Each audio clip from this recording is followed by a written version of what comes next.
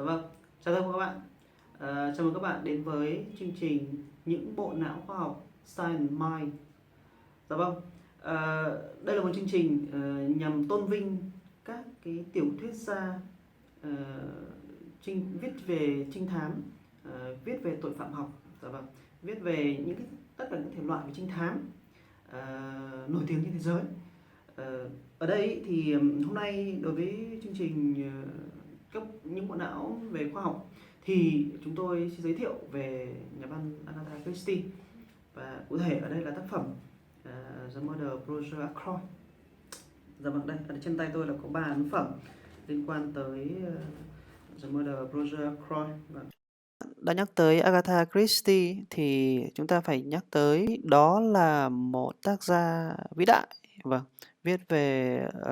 chuyên viết về những chuyện trinh thám, tiểu thuyết trinh thám, tội phạm học. Đấy. Thì nói về top truyện của Agatha Christie thì có nhiều đề tài xuyên suốt và có nhiều trang thông tin, cũng như nhiều chuyên gia đánh giá.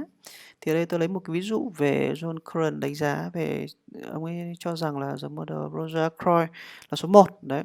Thì nhưng mà theo tôi thực ra thì chuyện hay nhất đó là phải nói đến là And Then There Was None năm 1939. Đấy, vâng, chính xác, đây là chuyện đã để lên kỷ lục là bán được 100 triệu bản trên toàn cầu. Đấy. Thế thì đối với Goodreads ấy, thì cho rằng number one là Mysterious Sapphire Style, chắc tác phẩm đầu tiên, vâng, năm 1920 được in của bà. Đấy, thì cũng là một chuyện khá đình đám. Hay là The Murder of the Vicar, đấy, thì cũng rất là hay. Đấy. Thì đối với Agatha Christie đấy thì viết văn từ có lẽ là started một cách nghiêm chỉnh từ 1919, dạ vâng, đấy, thì cho đến suốt quãng thời gian cho đến tận là 1870. Đấy, thực ra thì đó là một khoảng thời gian khá là dài, tương đối dài đối với viết và tổng kết là cụ đã viết khoảng 80 tiểu thuyết và trên 150 truyện ngắn. Đấy, thì trong đó có một số như là The Murder of Roger Ackroyd chúng ta đang bàn tới đây. Agatha Christie, vâng, thì nhắc tới cái tên thì chắc là ai đọc truyện và viết trinh thám thì đều rõ về chuyện viết. Thì đối với Agatha Christie thì theo tôi nghĩ đấy, thì theo cảm nhận của tôi thì có lẽ là bà là số 1.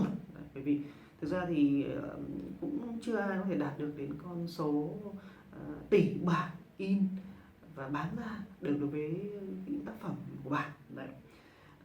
Có lẽ là cũng có một đến hai nhà văn kiệt xuất đấy, thì có lẽ là viết ra một quyển sách như vừa rồi đấy, thì như các bạn thấy cũng đã có Stellation đấy, thì cũng ra được gọi là cô gái có hình xăm rồng, vâng, đã có được 30 triệu bản đấy, đúng không? Thì cũng như là cũng có một hai tác giả nổi tiếng thì cũng đưa ra được những con số rất gần đấy. Nhưng mà có lẽ là so với Agatha Christie viết về 10 người da đen, hay là chuyện tiếng Anh gọi là And then there was none đấy, và rồi chẳng còn ai đấy, thì với con số là 100 triệu bản thì có lẽ là đấy là một cái gì đó rất là phá, hơi khó mà có thể vượt qua được cái ngưỡng đó. Thì hôm nay thì về sùng bái tác giả, cũng như là phải nói rằng họ là những cái bộ não khoa học, có lẽ thì mới viết ra được những tác phẩm bể đời như thế này. Đấy, thì một trong những tác phẩm mà khi nhắc tới Agatha Christie thì có lẽ các bạn phải nhắc tới đó là The Murder of Roger Ackroyd. Dạ vâng. Đấy. Thì hôm nay tôi có trên tay tôi thì có cái ban phẩm này, thì thực ra thì cũng có một số ấn phẩm nữa mà trước đây chúng tôi đã làm đấy. Thì đây là ấn phẩm có lẽ là tôi nghĩ là đây là một buổi sơ khai từ năm 1987. Vâng.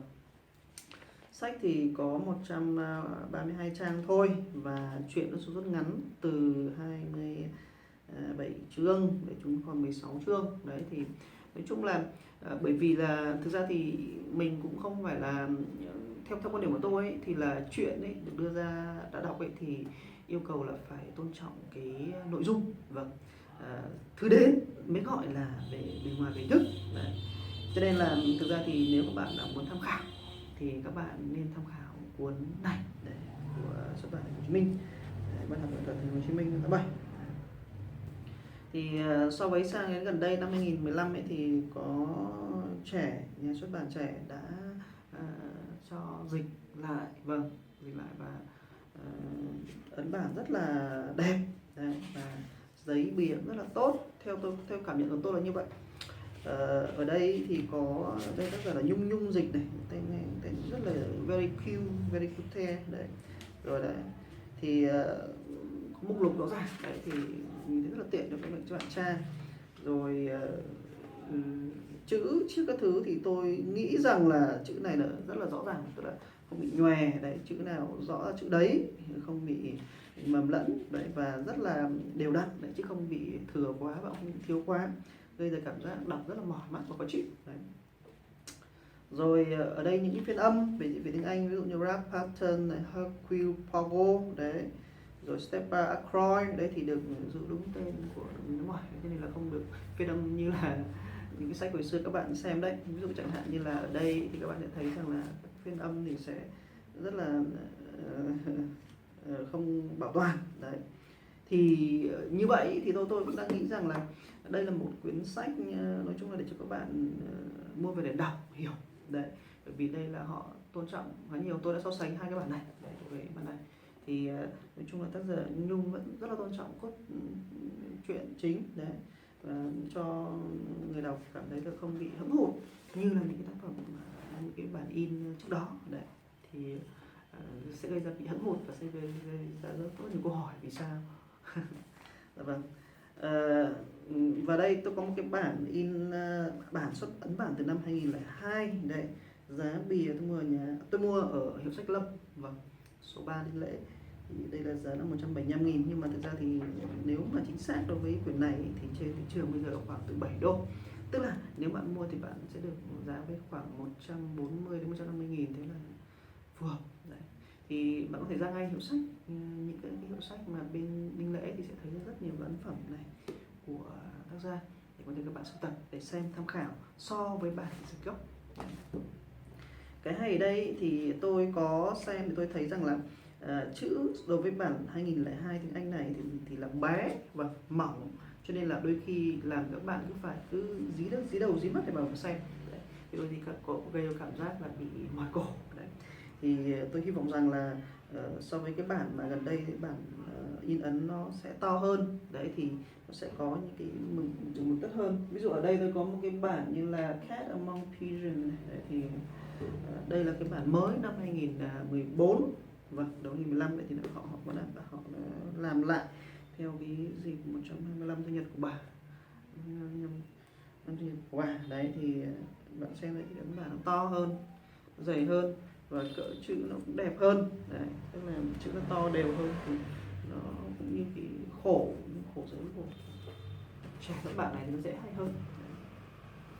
Vâng, thì đấy là nói qua với các bản in ấn và qua nội dung hình thức thì là như vậy. Thì thế thì cũng đi vào một nội dung chính, đó là tại sao hôm nay mình giới thiệu, tức là Agatha Christie thì viết có lẽ là gần 80 tiểu thuyết đấy, và gần hơn 150 những truyện ngắn đấy.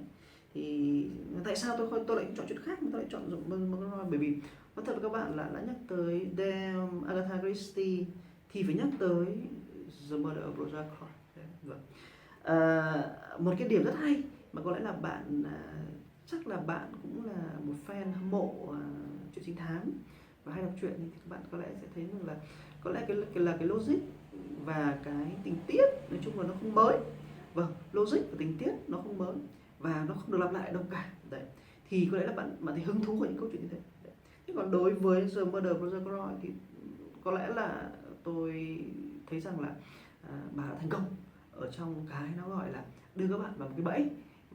Mà cái bẫy đó thì tức là nó không phải là do tình tiết câu chuyện để đưa bạn vào bẫy, mà do là cái cách xây dựng chuyện và cái cách phân vai. Ở đây Agatha Christie đã thể hiện một cái lối làm đặt các bạn ngay vào ở trong một cái tình huống mà các bạn không biết rằng đó là thủ phạm hay là đó là người bình thường.